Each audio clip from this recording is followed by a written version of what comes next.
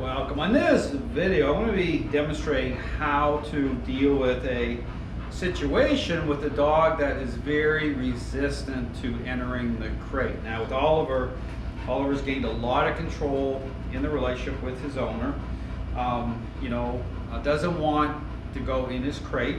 Okay, owner trying the bribery, and now it's to a level where nothing's working. This is why he's here for 2 weeks. Okay, but trying to physically push him in, and becoming really problematic. He's trying to use his body weight to his advantage to try to stop anyone bringing him under control and leadership. So here in this video, I'm going to demonstrate how to deal with this. It's all about, again, how to get in his head. Okay, how to work his mind to get him to be agreeable. Okay, so this is all about asserting influence, control, but also again you notice I have the pressure collar on him, the choke chain on him. So you're going to see how I'm doing it. But again, understand how it's done. It's done in a way to kind of manipulate, buckle his mind. Okay, bring him to a level of agreeableness. So understand, but very resistant. Understand, very resistant to going into that crate. But I'm going to show you. I'm going to move the camera around here as I move towards the crate. This is where I'm going to put his. I also put on his remote collar. So when he enters the crate, before he enters the crate, I'll put his remote collar on specifically for the crate. Help calm him down.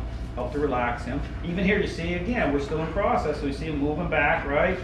Doesn't want to be right here. Then he agrees and moves forward. Okay. This is all about just, again, beginning to take control, okay, in a very specific way. He's coming along, this is, again, just the initial stages of the process, but doing well.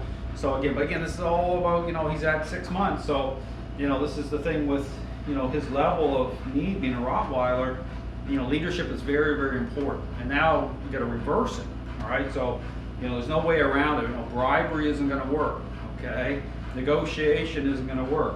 Nice words are not going to work. But this isn't about being mean to him either. So right here, see, notice he went back. So he brought him forward, right? But I'm calm when I do this. I'm not mad. I'm not upset, right? I'm just focused on, bringing him under control, right? Just about leash technique. So I'm going to move. I'm going to pivot the camera around as I start to move into the area here with, I'm doing this. So you have a really good view of this. His crate's right over there. Now I'm going to put, again, I'm going to put his remote collar on before, I start to, deal with this. Now right here, as soon as I come here, he senses that I'm getting close to the crate. He starts locking down right away. Okay, it's like this whole thing about the crate, right? Because the crate's about control.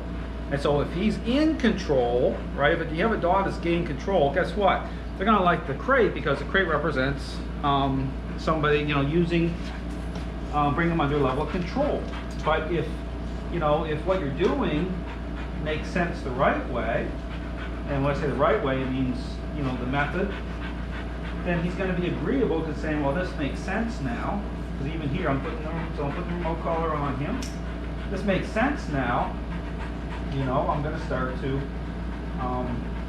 be agreeable. But this is, part of this is just knowing how to break his mind down and do it in a way that, because I don't want to get in a high conflict with him, but also can't negotiate. Okay, so right here, this is where I'm going to bring this choke chain up high in his neck, above the remote collar. Now right here, okay, you're going to see, I'm going to bend the camera down a bit.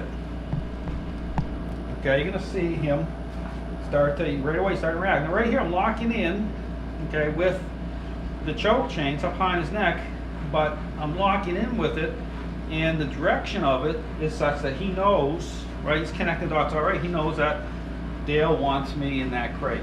Under control, leadership, and authority, I don't want to do it. All right, so by right here, he knows the intent because the leash is, pulling this way. So I'm not going to use words or language or commands, right? I'm just going to start to move him forward. So right here, I'm going to start to apply a little bit more, on him. His legs kind of tucked under the electrical cord over here, so I'm going to move his leg out from here so he can't get tangled up. And I'm just going to slowly move him.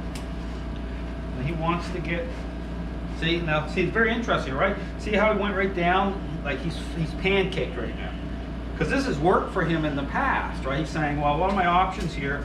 I'm going to try to do this and use my body, right? But what I'm doing here is I'm thinking different. I'm not, you know, I'm going to open the door up nice and wide. You can see this, but I'm going to start to advance him. So you can start to move him towards the crate. I get him over here.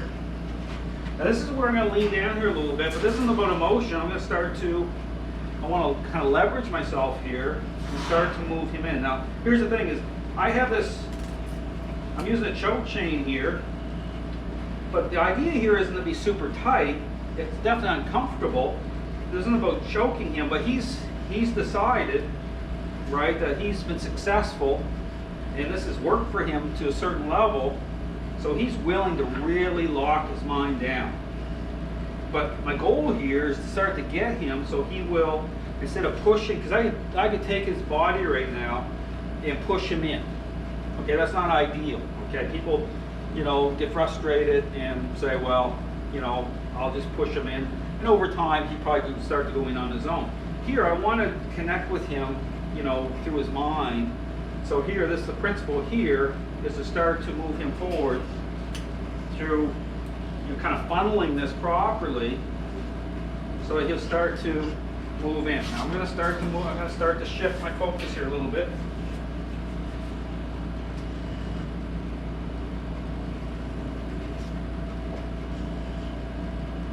Same thing, I'm just locking in with my hand here. Now I will give a little bit here. Now as I'm doing this, you know, I'm going to kind of move, I'm just going to do it in such a way that I want to kind of buckle him, but I don't want a high conflict. So there's kind of a fine line here with how I'm doing this. So a lot of times I'm just kind of, you know, it's kind of like,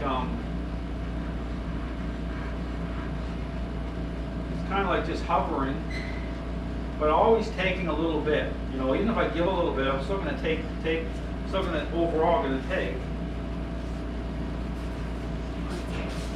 Now he's really good, really wants to buckle out of here.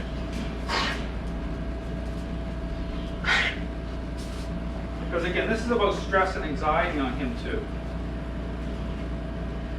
Because this is a big winnable thing for him. This is where he's really decided to draw the battle lines here with the crate.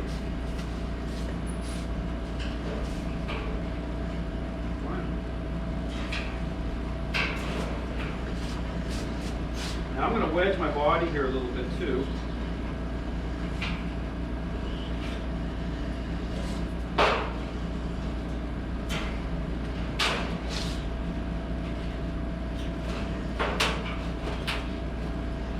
Okay, he's halfway in. I'm going to wedge him some more. Now right here I'm going to give him a break. But here's the thing, is I want to do this in a way that he's moving his body himself, or he's engaging with his legs. I don't want to have to pick him up. I want to mimic this so that he's going to start to go in on his own.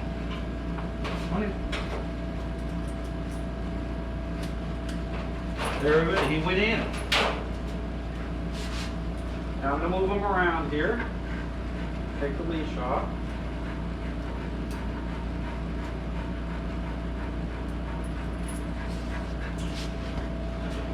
And as soon as he's in there, I switch over